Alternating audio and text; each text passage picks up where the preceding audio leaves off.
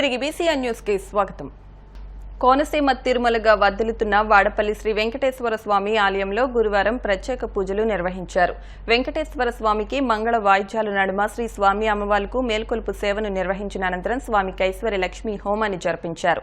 శ్రీ స్వామివారి అమ్మవార్ల వసంత మండపంలో అష్టోత్తర పూజలను అర్చకులు నిర్వహించగా ప్రత్యేక అలంకరణలో ఉన్న స్వామిని దర్శించుకుని భక్తులు తరించిపోయారు. ఈ మేరకు ఆలయ చైర్మన్ రుద్రరాజు రమేష్ రాజు, ఆలయ కార్యనిర్వహణ అధికారి కిషోర్ కుమార్ భక్తుల కోసం ప్రత్యేక ఏర్పాట్లు చేశారు. విజయవాడ తదితర ప్రాంతాలు వరదలతో అతలాకుతలమైన నేపథ్యంలో రాష్ట్ర ప్రభుత్వానికి దాతలు అండగా నిలుస్తున్నారు. తిరుపతి జిల్లా యంత్రాంగం నుంచి వరద బాధితులకు పలు విధాలుగా సాయం అందించడానికి చర్యలు తీసుకున్నామని, పలువురు దాతల నుంచి అందిన విరాళాల మొత్తాన్ని ముఖ్యమంత్రి సహాయ నిధికి జమ చేయనున్న నేపథ్యంలో మెగా చెక్కును జేసీ శుభం బన్సల్తో కలిసి మీడియా సమక్షంలో కలెక్టర్ డాక్టర్ ఎస్ వెంకటేశ్వర్ విడుదల చేశారు. 2 వారాల క్రితం రాష్ట్రంలోని పలు ప్రాంతాల్లో, విజయవాడలో భారీ వర్షాల కారణంగా వరదల వల్ల పలు ప్రాంతాలు నీట మునిగి నష్టపోయిన బాధితులను ఆదుకోవడానికి అవిశ్రాంతంగా 10 రోజులకు పైగా సీఎం చంద్రబాబు, అధికారులు, ప్రజాప్రతినిధులను సమన్వయం చేసుకుని ఆపన్న హస్తం అందించారని తెలిపారు. జిల్లాలో మొట్టమొదటిగా తన నెల జీతంలో సగభాగం విరాళంగా ముఖ్యమంత్రి సహాయ నిధికి విరాళం అందజేశానని కలెక్టర్ తెలిపారు. 2-3 వారాల్లో వరద వల్ల మనకి విజయవాడ పరిసర ప్రాంతాల్లో చాలా నష్టం వాటిల్లింది. వరద ప్రభావిత ప్రాంతాల్లో సుమారుగా 10 రోజులుండి వేరియస్ రిలీఫ్ యాక్టివిటీస్ అంతా కూడా చేయటం జరిగింది.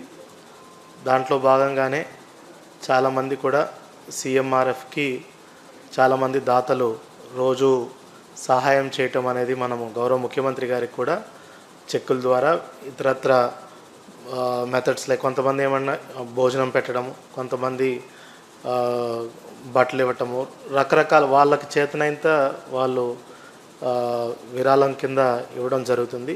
తిరుపతి జిల్లాకు సంబంధించి పోయిన వారము అందరూ అధికారులకు కూడా విన్నవించుకోవడం జరిగింది. చాలామంది అధికారులు, గవర్నమెంట్ ఎంప్లాయీస్ ఇదివరకే 1 డే శాలరీని వాళ్ళు ఆల్రెడీ సీఎంఆర్ఎఫ్కి డొనేట్ చేయటం జరిగింది. అందులో భాగంగానే ఆల్ ఇండియా సర్వీస్ ఆఫీసర్స్, అదేవిధంగా revenue service officers, police department, most of the departments ఇచ్చున్నారు. సో ఇది కాకుండా మనము ఆల్ డిపార్ట్మెంట్స్కి and to the people of తిరుపతికి కూడా రీచ్ అవుట్ అయ్యి వాళ్ళు ఏదన్నా సీఎంఆర్ఎఫ్కి వాలంటరీగా డొనేట్ చేయాలనుకుంటే డొనేట్ చేయవచ్చని చెప్పి ఒక డిస్ట్రిక్ట్ కలెక్టర్ అకౌంట్ కూడా ఒకటి ఓపెన్ చేయటం జరిగింది. దానికి మనకి మంచి రెస్పాన్స్, అంటే అందరూ కూడా వాలంటరీగా చాలామంది అధికారులు, చాలామంది ప్రైవేట్ పర్సన్స్, ఎడ్యుకేషనిస్ట్ వీళ్ళు కూడా ముందుకొచ్చి, కొంతమంది ఇండస్ట్రీస్ కూడా ముందుకొచ్చి, మన జిల్లాలో ఉన్నటువంటి ఇండస్ట్రీస్ కూడా ముందుకొచ్చి సీఎంఆర్ఎఫ్కి వాళ్ళ వంతు వాళ్ళు కాంట్రిబ్యూషన్ ఇవ్వటం జరిగింది. ఇవాళ ఆ చెక్ని, ఆ మెగా చెక్ ద్వారా మనము సీఎంఆర్ఎఫ్కి అందజేయటం జరుగుతుంది. 33 lakhs ఈరోజు ఇవ్వడం జరుగుతుంది చెక్. సో ఓవరాల్గా చూసుకుంటే 84,50,193 రూపీస్ ఇస్తున్నాం మన జిల్లా నుంచి. అంటే మన వంతు సహాయం కింద మనం పంపిస్తున్నాం. ఇందులో చాలామంది సహాయం చేశారు. లైక్ శ్రీ సిటీ వాళ్ళు సహాయం చేశారు, మన శ్రీకాళహస్తి ఎలక్ట్రోస్టీల్ వాళ్ళు సహాయం చేశారు, అపోలో టైర్స్ వాళ్ళు చేశారు. అదేవిధంగా కొంతమంది ఇండివిజువల్స్ లైక్ ఫ్యామిలీ వాళ్ళు వచ్చి ఎంప్లాయీస్, రిటైర్డ్ ఎంప్లాయీస్ కూడా ఇచ్చారు. కష్టాల్లో ఉన్నప్పుడు మన అందరూ కూడా ముందుకు వచ్చిన ఇది చాలా I sincerely thank all the persons who have come forward and given their contributions voluntarily from bottom of my heart. Really it's a great thing andi. So this contributions today we want to give as a mega check to CMRF. So dani kosame mallandarni pilpichadam jarigindi. వరద బాధితులను ఆదుకోవడంలో కూటమి ప్రభుత్వం role మోడల్గా నిలిచిందని Sarvepalli MLA Somireddy Chandramohan Reddy అన్నారు. వరద బాధితులకు ప్రకటించిన నష్టపరిహారం అద్భుతంగా ఉందన్నారు. కేటగిరీ వారీగా నష్టపరిహారం ఇస్తున్నారని తెలిపారు. పంటలకు, పశువులకు నష్టపరిహారం చెల్లించనున్నారని, గతంలో ఎన్నడూ ఇలాంటి నష్టపరిహార చెల్లింపులను చూడలేదని వెల్లడించారు. వరద బాధితులను కూటమి ప్రభుత్వం ఆదుకోవడం ఒక చరిత్ర అని చెప్పుకొచ్చారు. బుడమేరు, ఏలూరు వాగులను సీఎం చంద్రబాబు ప్రక్షాళన చేస్తామని హామీ ఇచ్చారని తెలిపారు. ఉన్నతాధికారులతో మాట్లాడి సోమశిల జలాశయానికి నీటిని విడుదల చేయించామని అన్నారు. నెల్లూరు జిల్లాలోని 2 జలాశయాల్లో 65 టీఎంసీ నీరు ఉందని, మరో 15 టీఎంసీ నీరు వస్తుందని ఆశిస్తున్నామని అన్నారు.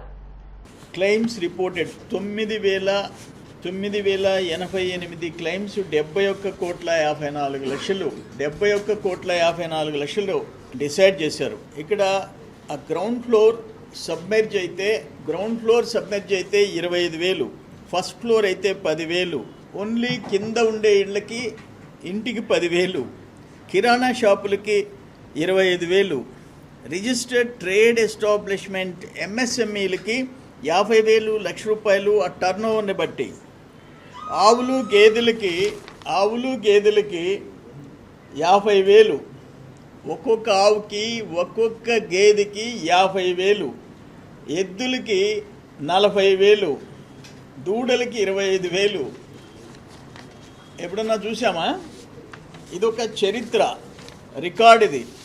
Cotton per hectare 25,000, groundnut 25,000, paddy 25,000, sugarcane first crop 25,000. ఇవన్నీ చాలా పెద్ద లిస్ట్ ఉంది. ఇంత నష్టపరిహారం ఇచ్చేదానికి ఎక్కడైనా గత చరిత్రలో మనం చూసామా? ఆఖరికి గొర్రెలు మేకలకు కూడా 7,500 రూపాయలు.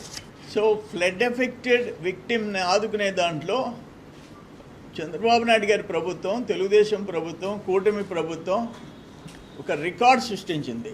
కండలేరు సోమశిల కింద 146 టీఎంసీ, 146 టీఎంసీల రిజర్వాయర్లు. ఇక్కడ 5.5 లక్షల ఎకరాలు సోమశిల కింద, అక్కడ కండలేరు కింద 3 లక్షల ఎకరాలు. ఉమ్మడి నెల్లూరు జిల్లాలో అక్కడ 3 లక్షల ఎకరాలు, చిత్తూరు జిల్లాలో 50,000 ఎకరాలు.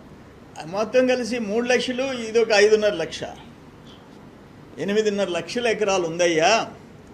అందుకని మాకు పెంచాలన్న తర్వాత దాన్ని 16,000కి చేశారు, 20,000కి చేశారు, 14,000 స్టాండర్డ్గా వస్తూ ఉంది. ఇప్పుడు కండలేరికి కూడా 10,000 రిలీజ్ చేస్తున్నాం. రెండు కలిసి 65 టీఎంసీలు, ఉన్నాయి. నా ఎక్స్పెక్టేషన్ ఏంటంటే శ్రీశైలం నుంచి ఇంకొక 15 నుంచి 20 టీఎంసీలు ఈ శ్రీశైలం నీళ్లు ఎక్స్పెక్ట్ చేస్తున్నాం. అంటే దాదాపు 85 టీఎంసీలకి పోయే అవకాశం ఉంది. మొదటి పంట డోకా లేకుండా పండించుకుంటాం. రెండో పంటకి పెన్నా క్యాచ్మెంట్ ఏరియాలో రాయలసీమలో వర్షాలు పడితే ఆటోమేటిక్గా రెండో పంటకు కూడా పుష్కలంగా నీళ్లు పెట్టుకొని 130-140 టీఎంసీకి చేరే అవకాశం వచ్చింది. అరే ఎంత పాపం అండి! ఒక్క పంట కూడా రైతు పండించుకోలేకపోతే ఆ బిడ్డల పరిస్థితి ఏంటండి? ఎవరైనా ఉద్యోగస్తులకి 1 సంవత్సరం అంతా జీతం లేదు అని అంటే ఎట్టుంటుంది? 1 సంవత్సరంలో 1 పంట పండే పొలం నువ్వు బీడు పెట్టుకుంటే ఎట్టుంటుంది? 48.5 టీఎంసీ తెచ్చి మొత్తం పంట పండించాము. అదొక తృప్తి.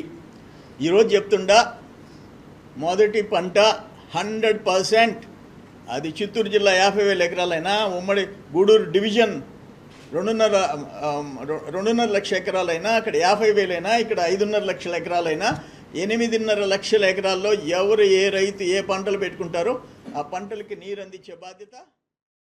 వైఎస్ఆర్ కడప జిల్లా ప్రొద్దుటూరులో విజిలెన్స్ అండ్ ఎన్ఫోర్స్మెంట్ మెరుపు దాడులను నిర్వహించింది. Vigilance additional SP G Srinivasulu మీడియాతో మాట్లాడుతూ, ప్రొద్దుటూరు ఇండస్ట్రియల్ స్ట్రీట్లో ఉన్న శ్రీరామ ఆయిల్ పరిశ్రమలో పామాయిల్ కొనుగోలు, తయారు చేసుకునేందుకు ఫుడ్ లైసెన్స్ లేదన్నారు. తూనికలు కొలతల అధికారులు పరిశీలించిన సమయంలో నిబంధనల ప్రకారం ఉండాల్సిన ముద్రలు లేకపోవడంతో కేసు నమోదు చేసినట్లు వివరించారు.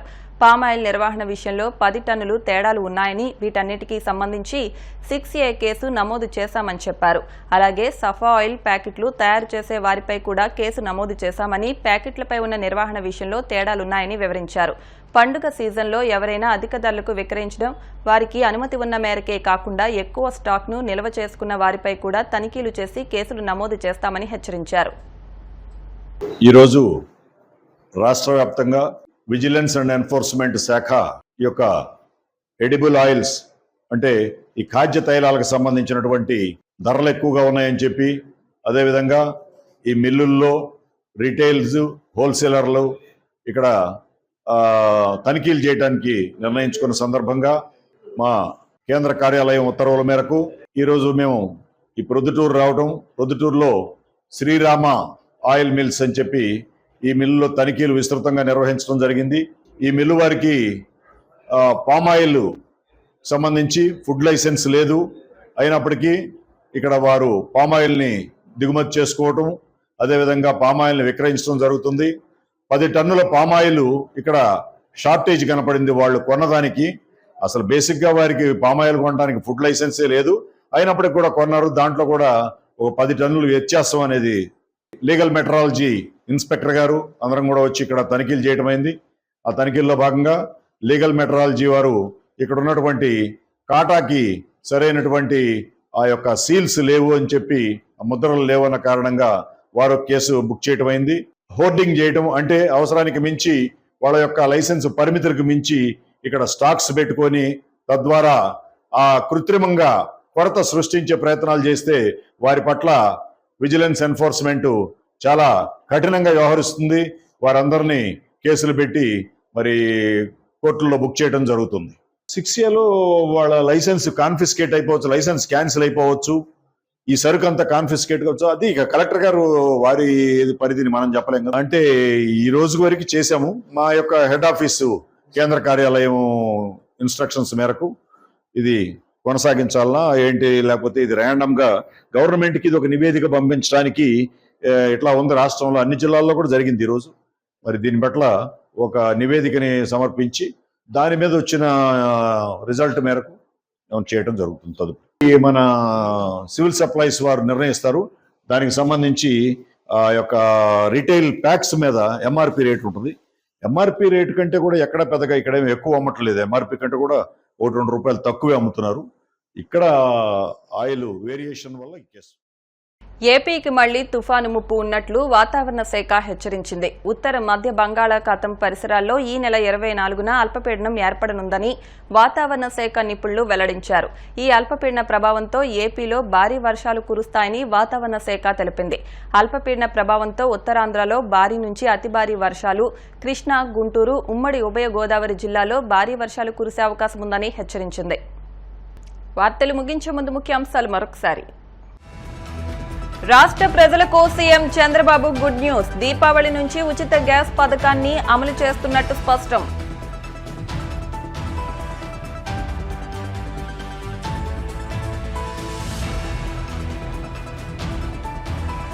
మత్స్యకార సంక్షేమ సమితి ఆధ్వర్యంలో 21న స్వచ్ఛ సాగర్ సురక్షిత సాగర్ కార్యక్రమం విజయవంతం చేయాలని కోరిన కాకినాడ సిటీ ఎమ్మెల్యే కొండబాబు.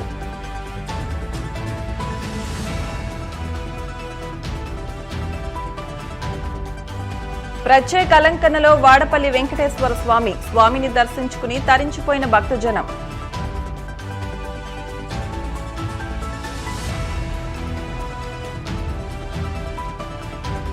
వరద బాధితులను ఆదుకోవడంలో కూటమి ప్రభుత్వం సక్సెస్. సీఎం చంద్రబాబు ప్రకటించిన పరిహారం అద్భుతమన్న ఎమ్మెల్యే సోమిరెడ్డి. ఈ వార్తలు ఇంతటితో సమాప్తం. మరిన్ని వార్తల కోసం BCN digital YouTube channel, Facebook పేజ్ని ఫాలో అవ్వండి. అప్డేట్ వార్తల కోసం ప్లీజ్ సబ్స్క్రైబ్.